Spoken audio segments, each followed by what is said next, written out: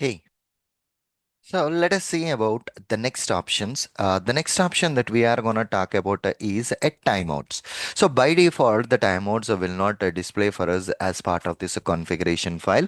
But one thing that we need to consider here is, whenever any element is not displayed, it wait for maximum of 30 seconds. And for suppose if any assertions are not there, it will wait for maximum of 5 seconds.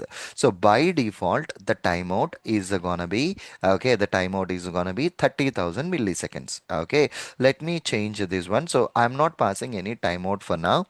Whatever the assertions program is there, let me copy this particular assertions program.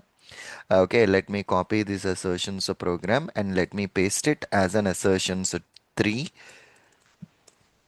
Okay, as an assertions 3.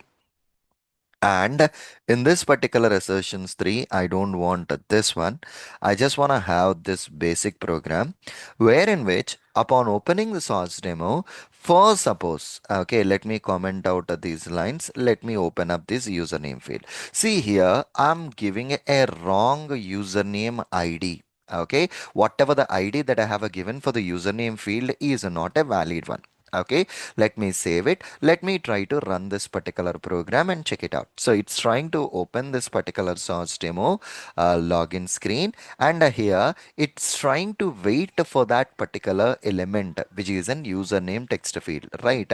As that element is not there, it will wait for maximum of 30 seconds and then it will fade. That's what the ultimate objective of the default timeout is. By default, the Playwright does has a 30 seconds for any particular element. Okay, by default, it does has a 30 seconds for any element. So if you look at the error message here, the test timed out is 30,000 milliseconds got exceeded, which means 30,000 milliseconds is equal to 30 seconds.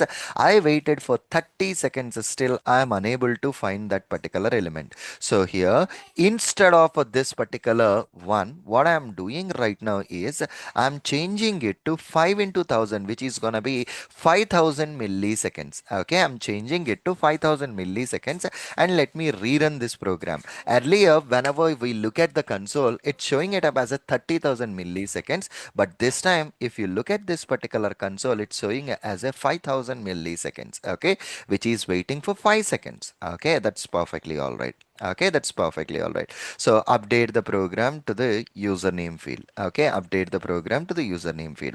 And here, this is getting the login button text, and we are trying to compare it with a Surendra, which is not a valid one, right? So let me try to run this particular program once and check out how much time it's waiting for this particular text. So here it's waiting here. Let us see how much time it's waiting. So here, if you look at it, basically, it got a failed stating that I was waiting for this particular text and your text doesn't match, and the maximum time it waited is a 5000 milliseconds. So the point here is for any particular web element as part of the configuration file, it will wait for a default 30 seconds, which we can change like this. For expect, basically you do have an option. See, it's prompting me, my copilot is prompting me. I just changed it.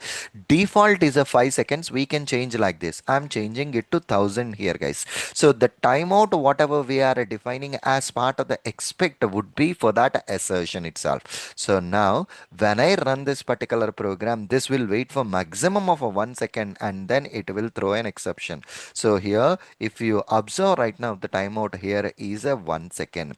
That's the way how exactly we can configure this particular timeouts. Okay, how exactly we can configure this timeouts. Okay, perfectly all right. So this is a by default one. If it is not populated, we can add it. That's fine. And then the next one out over there is a use. Using this particular use, the global options for all the test will be passed here, like the application base URL, the trace. We are going to study the trace moving further. It contains the detailed information about that particular trace, all those information. So let us see a base URL example. Let me uncomment this particular base URL.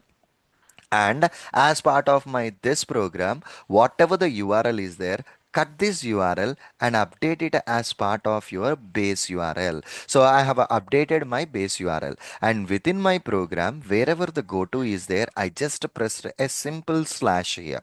Okay, I just pressed a simple slash. What it does, my playwright, anyways, it's going to this particular configuration file. Whatever the base URL is there, it will try to open that particular base URL. Let me run this particular program. It should open the source demo. If you look at the code, we haven't given that particular one, but as we have a configured that base URL here, automatically it's being opening it. Okay, and a trace means basically it will be trying to capture more details about the issue. There are multiple values for this trace. A trace is an on, off, on, a first retry, all these things. We have a separate session that's discussing about this particular trace. Okay, perfect. And as part of the next session, we will be looking about the project and how exactly we can configure this project. Okay, let's take a small break here for now. Okay, thank you.